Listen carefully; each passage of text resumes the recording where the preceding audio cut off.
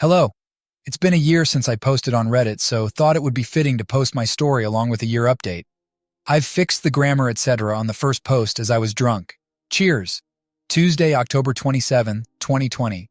I am writing this from my phone, so bear with me if it's formatted wrong.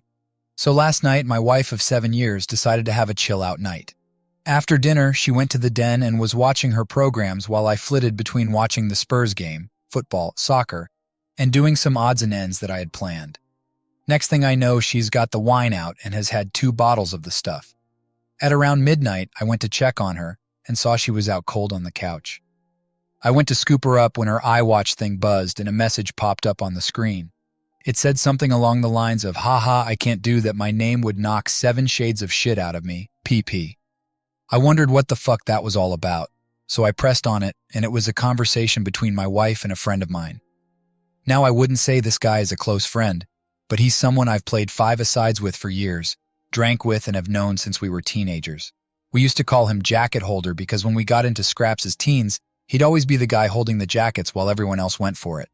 Right, so as I said, I pushed on the conversation while this thing is still attached to her wrist, and scroll up to the top, and as far as I can tell, it's him that contacts her first, unless she's deleted.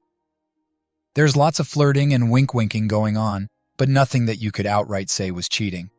Then I get to last night, and when she's drunk, she starts openly begging him for sex. I couldn't believe my fucking eyes. I'm paraphrasing here because I can't remember the exact words, but she was saying shit like how much she had always wanted him, how no one would ever find out if he did want to do something, and the last one that fucking killed me, that she was great at keeping secrets. I tried to scroll on her watch but couldn't find any other messages, and I don't know her phone passcode. I put her in her bed and just sat in the kitchen in shock until I fell asleep. Then got up for work at about 5:30. When I went to get in my work van, I just slunk down on the wheel and realized I couldn't face it. So I went back in the house, grabbed a half-drunk bottle of vodka, filled it to the top with Coke, and went on a walk down the railway line. We live beside a lot of woodlands and a disused railway line that goes for miles, and I've walked about half the length of it. I'm sitting under a railway bridge, like a fucking troll right now, just seething at the whole thing. You'd probably think there's a fire going from a mile away due to the steam coming out of my ears. So what do? I don't want to speak to her. I can't even bear to look at her after reading that shit. It was like a dagger through my heart. I just feel like every morsel of love I had for her has evaporated into thin air after reading her begging like that. Fucking yuck. I honestly want to ghost her, man. If I could, I would never speak to her again. The whole "I'm great at keeping secrets" was the thing that got me, though. Like, who even are you? It reeks, but it's a case of how far down the rabbit hole do I want to go? I don't care if I'm being honest, I'm just done. I've never felt so betrayed and disgusted in all my life. The thing is, I've invested so much in her, not just as a partner, but as a person. I loved her so much and thought her personality, and by extension, my personality, reflected that of good people. To realize she's a backstabbing snake makes me feel like a snake. I feel like a worse person than I was yesterday. The only way I can describe it is for someone you looked up to, took advice and life lessons from, to suddenly find out they were a pedo or a rapist or just a downright creep. Your entire perception of yourself and who you are would be shattered because you've taken on board what they've said and invested time into a creep. God, I'm rambling nonsense, I apologize. I'm lucky in that our house is owned by my parents, who 6 years ago moved to a retirement village and we moved in. The house will be bequeathed to me when they die, but I don't, and hopefully won't own it for a long time. They couldn't be bothered with the upkeep and all the problems, etc., and wanted to see out their final days in peace, so when we do divorce, my soon-to-be ex won't be getting her hands on it. So what do I do then? I'm honestly thinking of just not saying a word and throwing her right out. Also, while walking here, it went through my mind to get my mate, who's a locksmith, to quietly change the locks today. I could feed her any old garbage about something from the doors being broken. She won't care what's going on anyway, as long as I'm about. Then after he's done, lock the front door and tell her to come and look at something out the back. When she comes out, run back in and lock the door behind me. That sounds childish as fuck, doesn't it? Ugh, seriously though, I don't know what I'm gonna do. I'm staring at a bottle right now, and my life feels like it has been ripped apart at the seams. As for that prick so-called friend of mine, there's no doubt he was up to something here. There's also no doubt I wouldn't have caught wind of this at all, so I'll be seeing him very soon. Never mind holding jackets. Hell be holding his face. TLDR caught wife trying to openly cheat on me with someone I considered a friend from her iWatch. Wednesday, October 28th. Thank you to everyone who reached out to me after my first post was appreciated. So yesterday, after I had written the post and was in a complete mess, 2 dog walkers came over to check on me as I was concerning them. I told them everything. They listened, and the first thing one of them said to me was, "Son, the worst thing you can do right now is drink. It'll cause carnage." I have to thank her for that because I was on the highway to hell at that point. I threw the vodka away, got in touch with a friend, and he said I could come to his for a while to calm down. He was at work but told me where the spare key was. We live in a small town of around 15,000 people, and he wasn't too far away, so once I got there I sat on his couch just trying to calm down. Throughout the morning I was getting multiple texts and phone calls from my wife asking where I was and what the hell was up, as my work van was still sitting in the driveway and I was nowhere to be seen. I text her back, telling her that there was a problem with the engine, so I got a lift into work, which she seemed to buy, as she just texted back saying okay. When my friend got back from his work at about 5 o'clock, I told him everything that had happened and asked him his opinion. I also told him not to tell anyone about jacket holder, as that might then get back to my wife, which I didn't want at this point. I would deal with him later. By that I mean, I'll expose what a little rat he is. Knocking fuck out of him doesn't help me at all as of now. As an aside to the people saying he had done nothing wrong, he messaged my wife first. He was being extremely flirty. What the fuck is he even playing at messaging my wife for in the first place? He only knows her in passing, from afar. Look, I've got no problem with 2 adults conversing with each other, but they hardly knew each other, and it was flirty from the start, as far as I could tell. I think they've seen each other while out and about, and it's gotten flirty then. So my friend convinced me to try and keep a low profile and see what I could dig up, but at the same time speak to a lawyer and get the ball rolling in terms of finding out my options, which I have done today. He took me home about 6 o'clock, and I was honestly dead on my feet by that point. I think the adrenaline pumping the entire day, then suddenly stopping, knocks it right out of you, so I was extremely tired when I got home.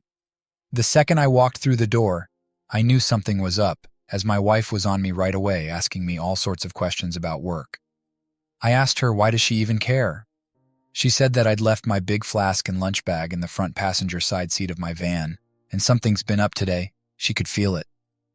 I was about to lie, but I was just too tired. I couldn't be bothered putting any sort of charade up, so I just said, yeah, there is something up.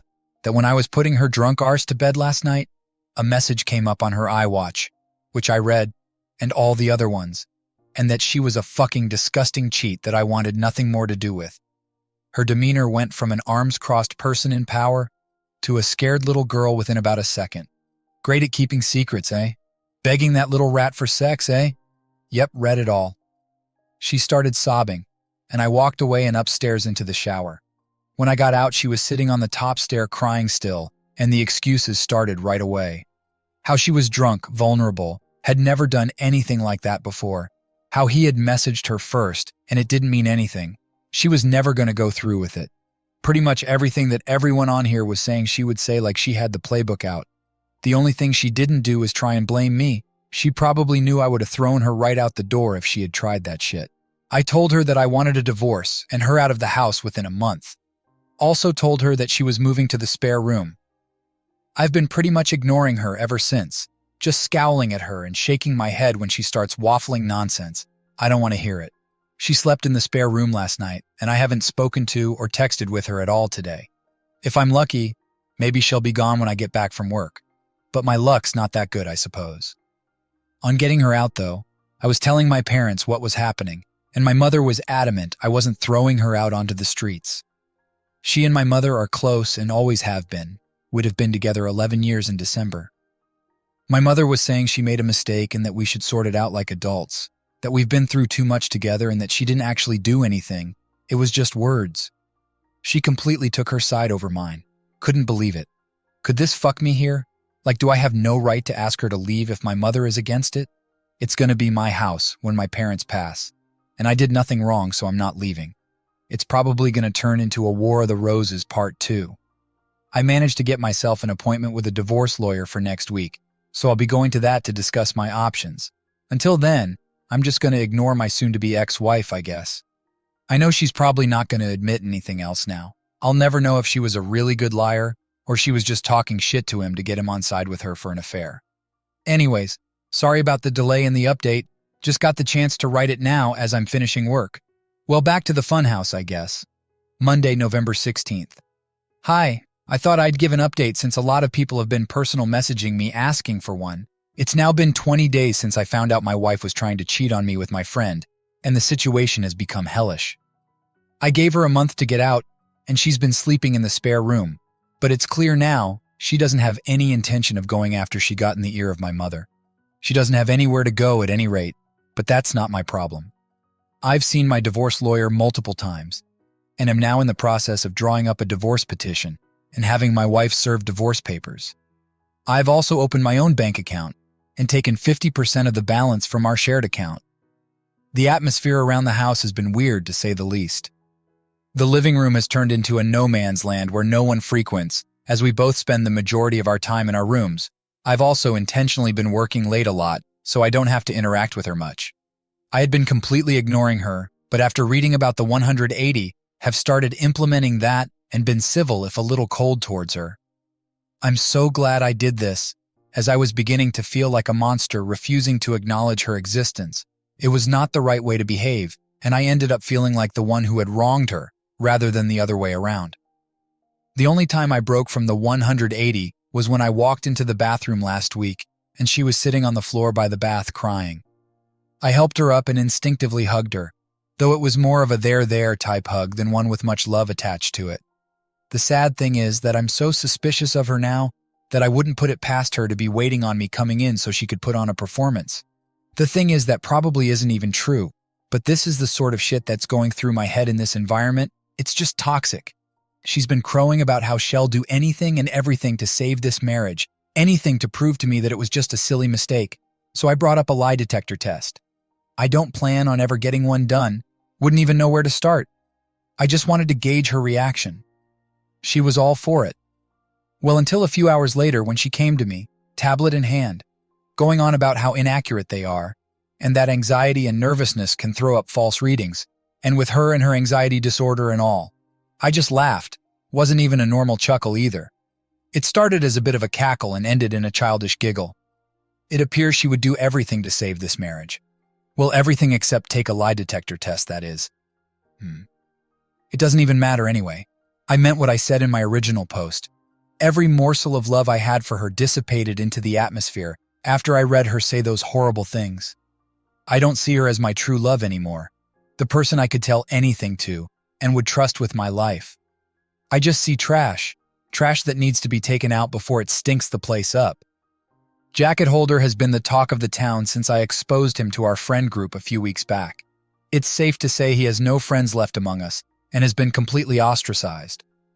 I tried phoning him a few times, but he refused to answer, then blocked my number. Fuck that little rat, I hope it was worth it. I've spoken to my mother multiple times about this, and during a heated argument asked her why she was taking my wife's side. Like, was there something she wasn't telling me here? What was she expecting? Us to live like roommates? Go on like nothing happened? It's ridiculous. She said she has always seen my wife as the daughter she never had but always wanted. My mother had a stillborn daughter before I was born, and it has haunted her, so she latched onto my wife and has done since we got together. As I said previously, they have a close bond. The fact my wife doesn't have any family and only a few friends who have their own busy lives and families means if I threw her out, she would be all alone. And my mom thinks that's unacceptable, especially during a pandemic. She tried to get me to come to a compromise, saying that in 3 or 4 months, we should look at it again and see where we are mentally, and is pushing me to try couples counseling before I throw in the towel. I'm not doing that. The thought of being in the same house as my wife over Christmas makes me feel ill. She'll want to do it right as she does every year, and it'll be a complete shit show. My dad, God love him, has never been much of a talker. Never up nor down, just always there. He's a quiet, proud, but timid man, and my mother's word has always been the one that matters in our house. People on here have been telling me that I'm selfish and spoiled as it's not my house, and I have no right to make demands, but it's now a case of my wife or me for my parents. If worse comes to worst, I'm ready to walk out the door and never come back. Fuck this house. I have to be able to look at myself in the mirror with some semblance of self-respect, and someone has to keep their word in this debacle. If I do leave, my friend has said I can stay with him for a few weeks or so till I get myself sorted. If I do walk out that door, though, I'm done with my parents. I'll never speak to them again in my life. They'll probably see it as me giving up on them, me walking away without trying to at least have a go at fixing things first. I see it as them choosing someone who broke my heart over me. Like, what will be the logistics of this once I'm gone? Just her staying there herself. My mother and father looking after a backstabber while their flesh and blood goes off alone. A little more info on the house. My parents let us move in a year after our wedding. It was an apparent belated wedding gift, although that was just the chatter from them at the time. They were always planning on moving out and moving us in. I've spent tens of thousands on it over the years, but that's neither here nor there. I have fantasies of leaving this all behind, going somewhere new and starting again, but I don't have anywhere else to go. I've lived in this town all my life. It's all I know. Am I being too harsh here? I'm literally ready to slingshot my parents right out of my life, but I feel so torn. Why am I the one who has to lose everything and everyone? I've tried to be good, and I always thought you make your own luck, and that good things happen to good people. Maybe I'm not as good as I think I am. Maybe I deserve all I fucking get. Wednesday, December 2nd. Well, since this morning, I no longer call that house home.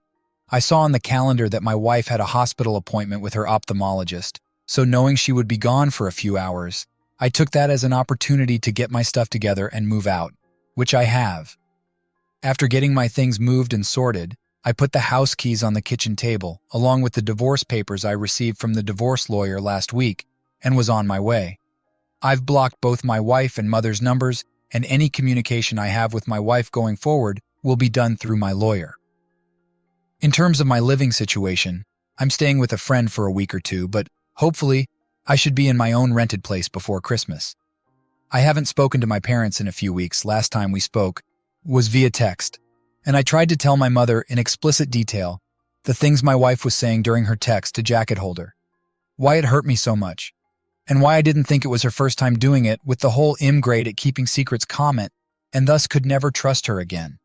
My mother texted back saying she couldn't speak to me when I was like this, and she would let me cool off. She tried to phone me a few days ago and I blanked her call, and as said a bit further up, since today have blocked her number. I feel so let down by my parents, and at this point, it almost feels worse than the original betrayal from my wife. The way I'm feeling right now, I don't think I'll ever speak to them again. I think in times of strife, you look to your family to be strong for you, to be a rock and give you, the wronged one, support. My parents have been weak. They've made me feel like the one in the wrong, like I'm overreacting. And it's me that's ripping this family apart. Well, it's not. I never asked them to move mountains for me, just move my cheating wife out of the house, and they made their choice. My father also had the chance to put his foot down for once in his life and stand up for me, but didn't. You make your choices and you live with them, I guess. Reading some of the comments on here from my previous posts, people have been saying things like, I threw in the towel so easily I was looking for a way out, and didn't love my wife because I didn't try hard enough to save things, but that's not true. I loved my wife more than anyone on this earth, and I was broken when I discovered what she was doing. I think we all have boundaries, and once those boundaries have been crossed, things change irrevocably. When I read those horrible texts, something changed inside of me. I fell out of love with her, like being snapped out of a spell in the movies. Anything tried after that is just delaying the inevitable. I have to say that I'm interested in the whole dynamic of their relationship now that I'm gone. Like, are my parents going to continue supporting her, knowing that it has finished their relationship with their son? As for me, I'd love to travel. My wife hated flying, so most of our holidays had been to southern England, the likes of Newquay and Torquay and Cornwall and Devon, so it would be great to travel abroad again. The last time I was abroad was when I was 20 for a mate's holiday in Greece, so 13 years ago. I'd love to see a bit of America, so once this pandemic calms down, I've definitely got my sights on the States. Thanks, bye. Wednesday, May 26, 2021. It's been over 7 months since I first posted on Reddit, and I honestly thought that was it for me, as I didn't need any more advice. I had made my decisions and done what I said I would, but I got a phone call this morning that has dragged me back into the mire. I have moved 15 miles away, changed my phone number, and am still in the process of divorcing my wife. She has completely ignored all the requests from my divorce lawyer to cooperate, which has hindered things.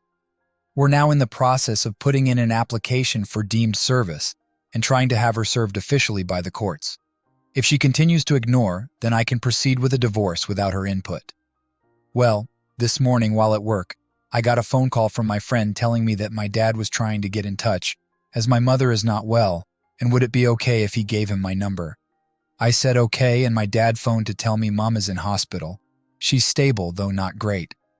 Obviously, I was shocked as I've not heard my dad's voice for so long. It was also the most emotional I've ever heard him.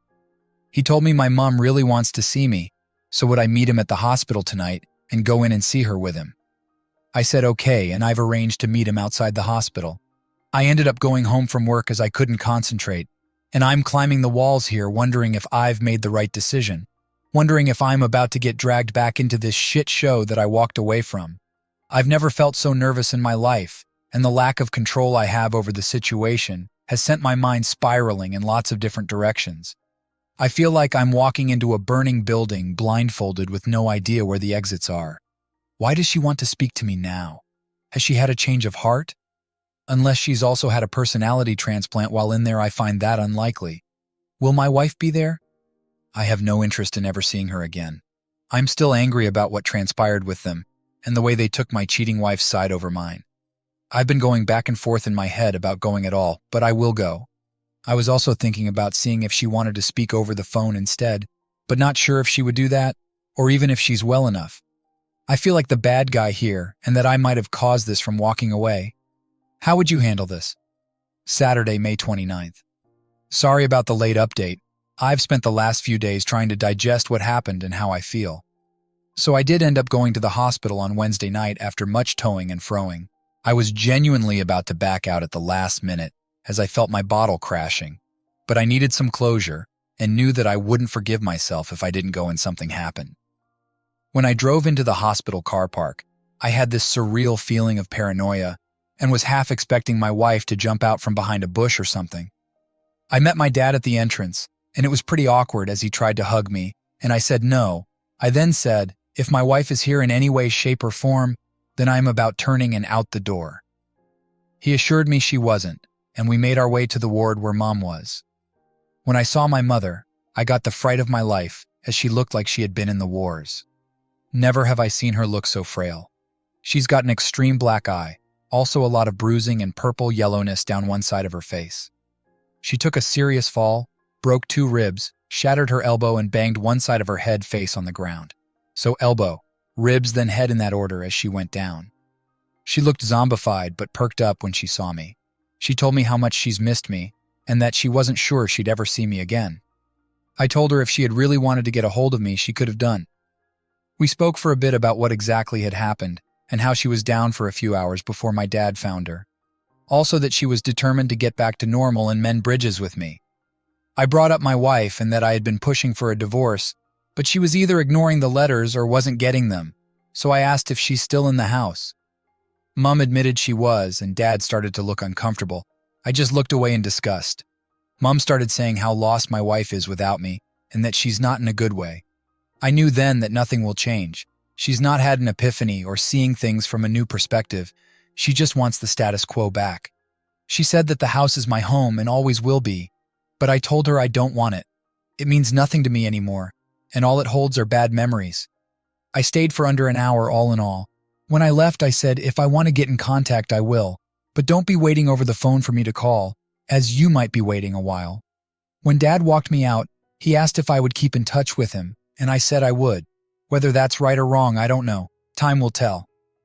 When I got home, my emotions were a bit all over the place, from sadness to anger, but I'm glad I went.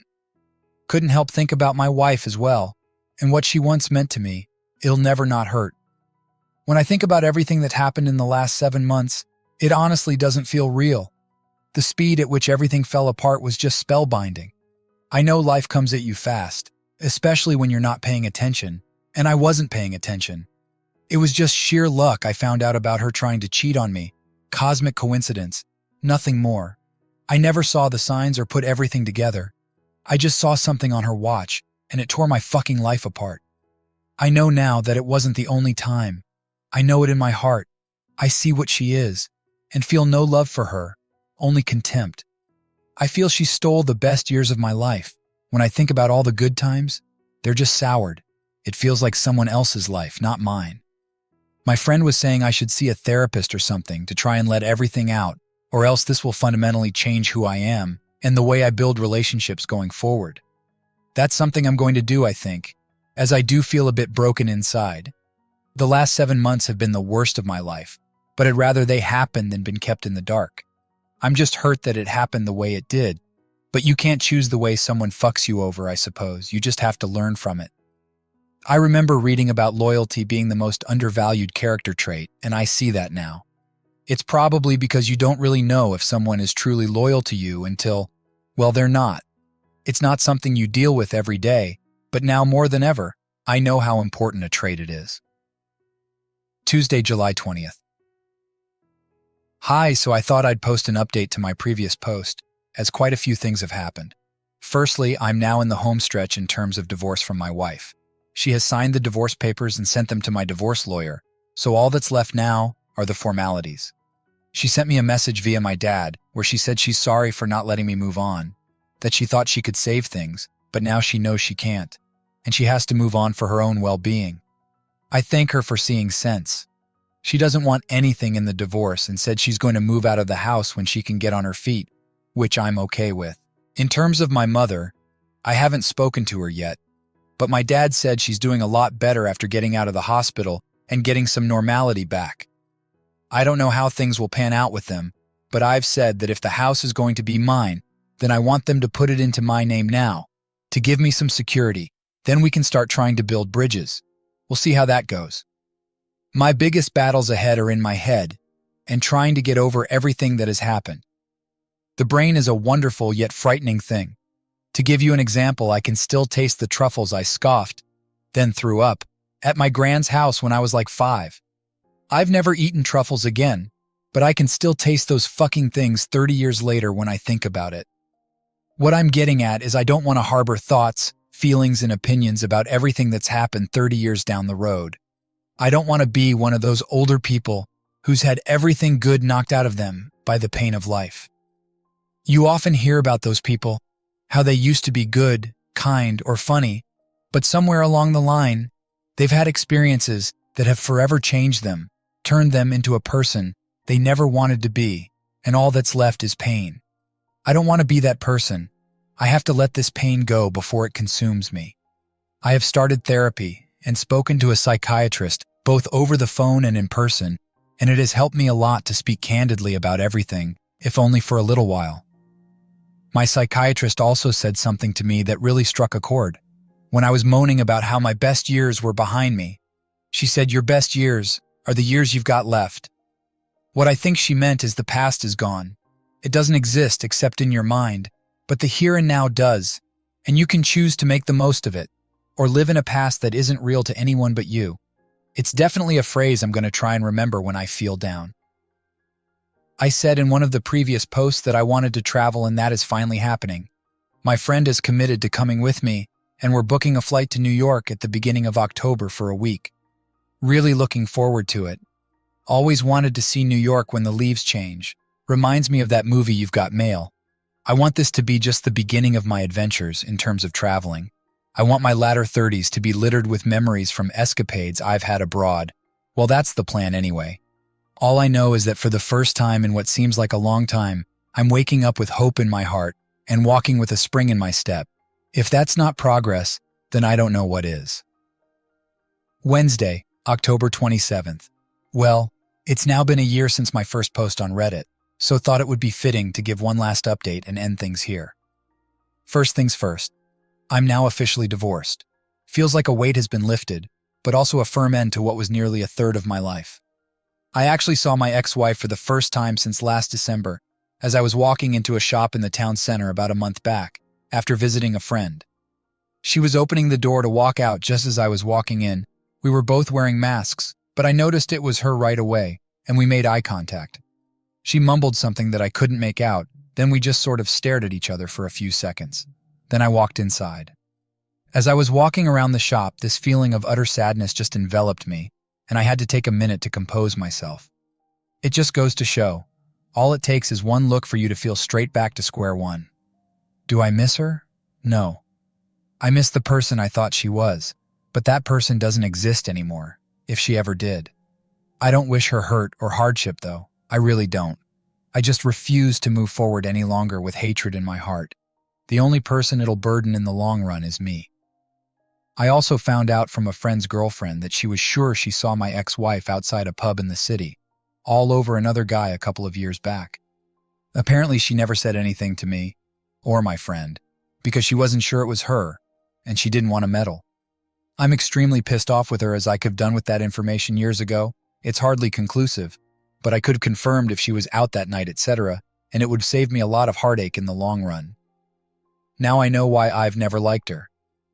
One of the reasons we wanted to book a flight to New York in October, apart from wanting to see NY in autumn, was that the travel ban between the USA and UK was supposed to be lifting in September for fully vaccinated travelers.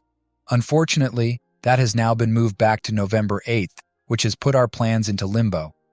My friend also can't get the time off work now till the new year, so if I'm to go, then I'll have to go alone, which is a bit shit since we were both invested in going together. I'm pretty set on going in the new year with him, though I'll have to think things through more thoroughly. One thing this pandemic has consistently been able to do is throw up curveballs, so I really can't complain or say I'm surprised. I'll get there though, by hook or by crook. This is just the start of my journey in that regard, remember?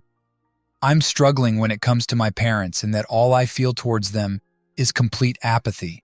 I'm just having a difficult time feeling anything, and no matter how hard I try, I don't think that'll change. My dad has tried to build back the relationship again, but I just don't care anymore. That might sound harsh, but it's the truth.